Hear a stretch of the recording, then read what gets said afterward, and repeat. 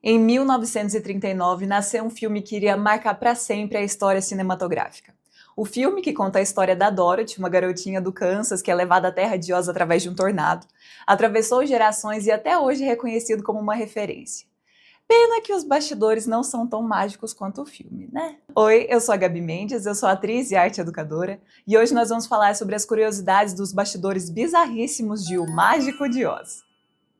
A ideia para gravar esse vídeo veio depois da notícia de que O Mágico de Oz vai ser reexibido no cinema, em sessões especiais só, né, no dia 18 e 19 de outubro.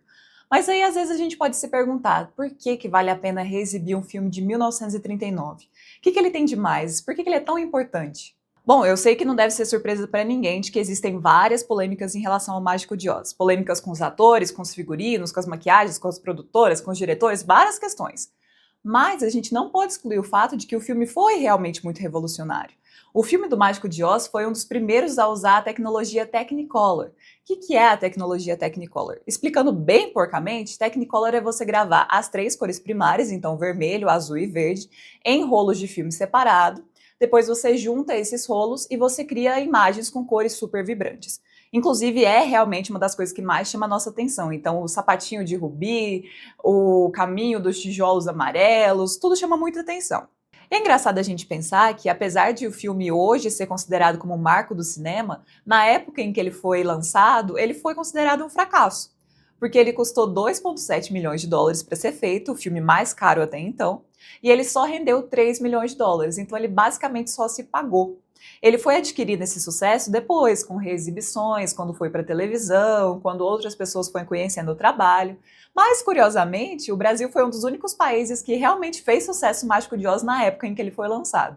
Mas vamos agora começar a nossa listinha falando um pouquinho sobre as curiosidades dos bastidores do filme. A primeira curiosidade que a gente vai falar é em relação à direção. Quando a gente pesquisa sobre a direção do Mágico de Oz, é muito possível que você vai ver lá Victor Fleming. E realmente, ele foi a pessoa que dirigiu grande parte do filme, mas ele não foi o único. Na verdade, o Mágico de Oz teve 5 diretores. O primeiro diretor foi o Richard Thorpe, que ele acabou não agradando muito os produtores, então acabou sendo cortado. Depois entrou o George Cukor, que não chegou a dirigir nenhuma cena.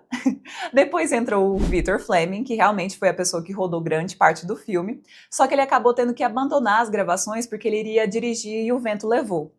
Depois entrou o King Vidor, que gravou algumas cenas, acabou assumindo o posto e gravou principalmente as cenas ali da Dorothy no Kansas, em sépia.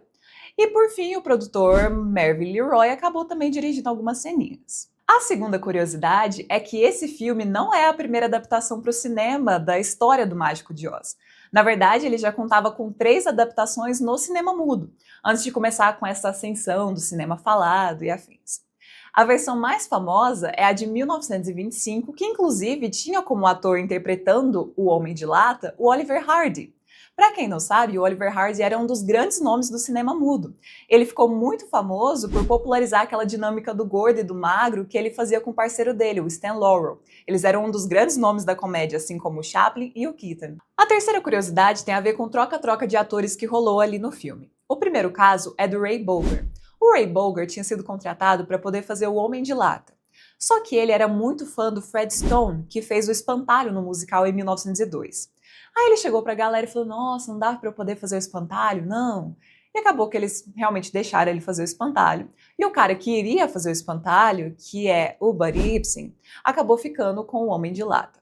Só que o que aconteceu? A maquiagem que colocavam nele para poder fazer o Homem de Lata, aquela maquiagem prateada, tinha pó de alumínio na sua composição. E aí ele teve uma reação alérgica muito forte em relação a esse pigmento e ele teve que ser internado às pressas, porque ele inalou esse pó de alumínio e isso entrou nos pulmões dele. Acabou que o Buddy Ibsen foi demitido e foi substituído pelo Jack Haley. Mas essa não foi a única troca que rolou ali dentro do filme, não. A Judy Garland, que é o rosto que vem na nossa cabeça quando a gente pensa no filme, não foi a primeira opção para Dorothy. Isso porque ela já tinha 16 anos na época, e a personagem no livro tem 10 anos. E eles falaram, não, ela tá velha demais pro papel. Eles chegaram até a cogitar a Shirley Temple, que era uma menininha super famosa na época, que é inclusive a referência para a persona que fizeram para Maísa quando ela era criancinha. Então aquela questão dos cachinhos, do vestido todo pomposinho. Depois vocês pesquisam para ver o tanto que é igual a Maísa com a Shirley Temple. Mas ela, como já era bem famosa na época, o cachê dela era muito caro e ela também não sabia cantar. Então eles falaram: não, deixa quieto, chega, não vamos botar a Shirley Temple não. Acabaram cogitando outras atrizes também, mas no fim o papel sobrou para Julie Garland. Eu amo que eu falei que a personagem sobrou pra Judy como se fosse uma migalha, né? Tipo, aqui, Judy, pra você, a personagem principal do Mágico de Oz, um trocado, tá? Mas além da Dorothy e do Homem de Lata, outra personagem que quase foi feita por outra pessoa foi a Bruxa Má do Oeste. Ela era pra ser feita pela Gail Sondergaard. Só que a Gail achou que a personagem era muito feia, e aí ela não queria ficar feia. Ai, linda, pelo amor de Deus, né? Você quer ser atriz e não quer fazer personagem feia? Mas enfim, a Bruxa Má do Oeste acabou sendo feita pela Margaret Hamilton. A quarta curiosidade tem a ver com as complicações nas caracterizações dos personagens. Como eu já falei, o Buddy Ibsen teve que se ausentar, né, do personagem do Homem de Lata por conta das complicações de ter inalado pó de alumínio, de ter sido internado, enfim. Mas o Jack Haley, que assumiu o papel, também teve complicações. Ele quase ficou cego por conta da maquiagem e teve que ser internado por 4 dias. E é engraçado, né? Um tem problema porque inalou o pó, foi pro pulmão, ficou internado, o outro quase ficou cego e ainda assim eles não pararam de usar o pigmento, né? Não pararam de usar aquela maquiagem. Cadê o sindicato dos atores numa hora dessa? Outra pessoa que teve problema com a maquiagem foi a Margaret Hamilton, que era a Bruxa Má do Oeste. Ela teve que ficar afastada mais de 1 mês e meio das gravações porque ela sofreu queimaduras de 3º grau. Aí você fala, nossa, como que ela se queimou dessa forma? Ela tinha aquela maquiagem, né, aquela maquiagem verde para poder fazer a Bruxa Má do Oeste, e tem uma cena que ela vai desaparecer da Terra dos Munchkins, então sobe aquela fumaçona. Aquela fumaça, quando entrou em contato com a maquiagem, que tinha cobre na sua composição, superaqueceu e queimou a pele dela, queimou o rosto e as mãos dela. Aí você fala, gente, por que a maquiagem tem cobre na composição? Enfim, né? Enfim. Saindo agora um pouco da maquiagem, vamos falar sobre a caracterização da Judy. A Judy, como eu falei, ela tinha já 16 anos e a personagem tinha que ter 10. Para deixar ela um pouco mais jovem, o pessoal colocava um espartilho extremamente apertado nela para poder esconder seio e quadril. E além da pressão gigantesca que já tinha no estúdio, ainda tinha a Ethel, a mãe da Judy, que acompanhava e cuidava dela no set. A Ethel nada mais era do que uma artista frustrada que usava a filha para poder realizar o sonho dela, né? Coisa que já acontece bastante em Hollywood, que a gente já viu, inclusive com a Janet McCurdy. Mas, além disso, o que ela fazia? Ela dava anfetamina para a Judy, para poder aguentar as 18 horas de gravação, e ela colocava a Judy sobre dietas extremistas para poder ficar magra, e ficava constantemente chamando ela de porquinha gorda para ela querer ficar magra. Que relação gostosa, né? Que ótimo ter uma mãe dessas assim do seu lado no set. Ainda nesse assunto sobre alimentação e ter que passar por dietas restritivas, a gente tem que falar também do Burt Lore, que fazia o Leão Covarde. Ele usava uma prótese no rosto dele que impossibilitava ele de ingerir alimentos sólidos, então ele tinha que passar durante todo o tempo da filmagem só se alimentando de alimentos líquidos, então sopas, milkshakes e afins. E além das complicações que ele teve para se alimentar, ele tinha muita complicação também com o figurino, porque o figurino dele pesava mais de 45 quilos. Isso porque era feito por partes reais de leão. Então, por conta disso, essa pele, além de ser muito pesada, era extremamente quente. O ator ficava extremamente suado durante as gravações, porque além da pele já ser pesada, já ser quente, ainda por conta da tecnologia Technicolor, eles tinham que colocar os refletores muito forte para poder dar essa sensação das cores vibrantes. Então, o set batia fácil 40 graus. E aí, toda vez que terminava de gravar, o cara saía extremamente ensopado, e tinha sempre 2 pessoas responsáveis por lavar a seco a roupa do leão durante a noite para poder ser usado no dia seguinte. Só que mesmo assim, diziam que o cheiro era insuportável, todo mundo reclamava do fedor do figurino do leão, coitado. E aí você acha que acabou os problemas das caracterizações? Não! Porque a prótese que eles usavam para poder fazer o rosto do espantalho para imitar tecido era feita de borracha.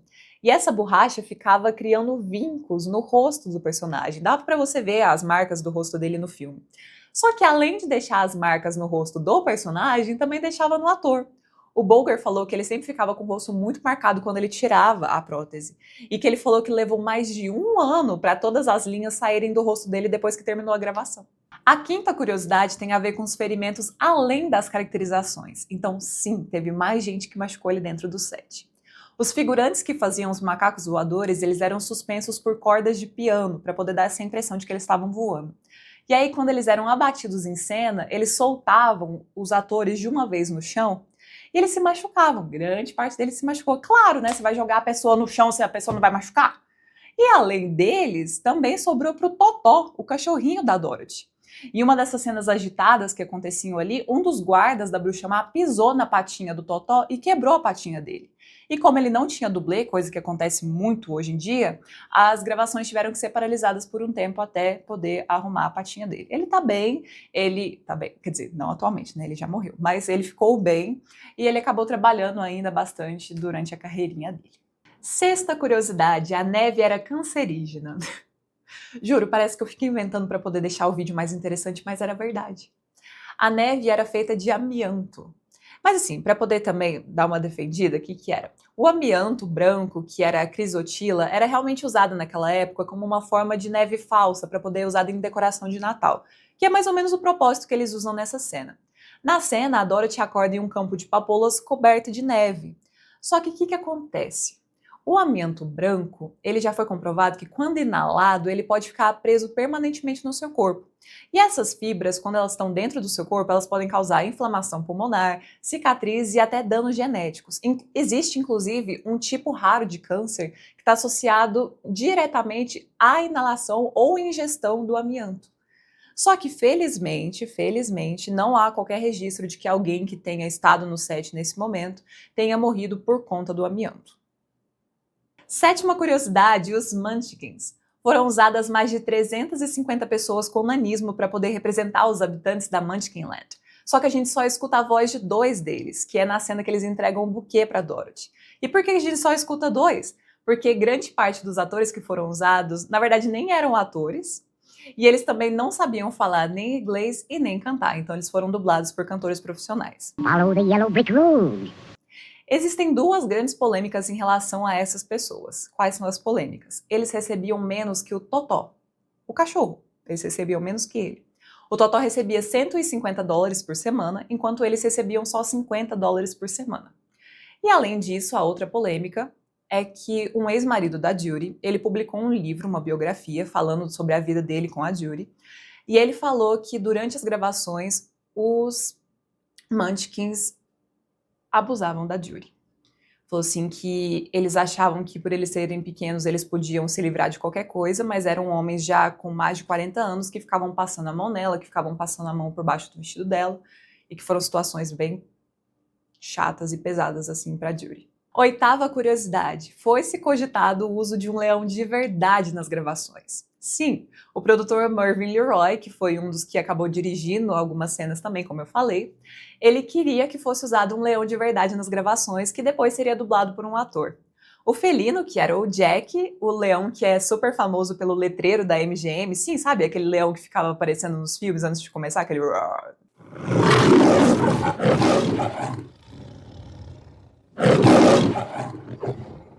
Aquele. Ele chegou a passar por um teste, mas no fim eles descartaram a ideia e falaram, não, vamos usar um ator mesmo. Gente, imagina usar o leão. Nona curiosidade, Dorothy loira e sapatinhos prateados. Com certeza, um dos maiores símbolos do filme do Mágico de Oz é o sapatinho vermelho de Rubi. Só que nem sempre ele foi assim. Na verdade, houve várias outras tentativas antes de chegar nesse resultado. Inclusive sapatinhos prateados, que é como ele é descrito no livro. Só que aí chegou o Louis Mayer e falou, não, vamos colocar vermelho que funciona muito mais pensando na Technicolor. E assim ficou. E além dos sapatinhos, a Dorothy também sofreu algumas alterações durante esse percurso. No início, a Judy usava uma peruca loira para poder fazer a Dorothy. Mas aí chegou o George Cukor, que foi aquele diretor que não gravou nenhuma cena, que não chegou a dirigir nenhuma cena, e falou, não, seja você mesmo, vamos tirar essa peruca, deixa seu cabelo. E aí ficou. 10ª curiosidade, uma roupa de brechó e uma coincidência. O departamento de figurino queria um aspecto um pouco mais surrado para o Mágico de Oz. Então foram atrás do figurino dele dentro de brechós. Chegando lá, o diretor, o Victor Fleming, ele falou, quero aquele terno ali. Aí beleza, passou um tempo. E o ator que estava interpretando o Mágico de Oz viu que tinha uma etiqueta na roupa, que estava escrito que pertencia ao L. Frank Baum, que nada mais é do que o autor do livro Mágico de Oz. E aí, para eles terem certeza sobre essa coincidência, eles entraram em contato com o alfaiate que fez a roupa e ele confirmou que a roupa realmente era dele. Depois que acabaram as gravações, eles acabaram doando o terno para a viúva do autor. Olha que bonitinho. 11ª curiosidade, cavalos de gelatina.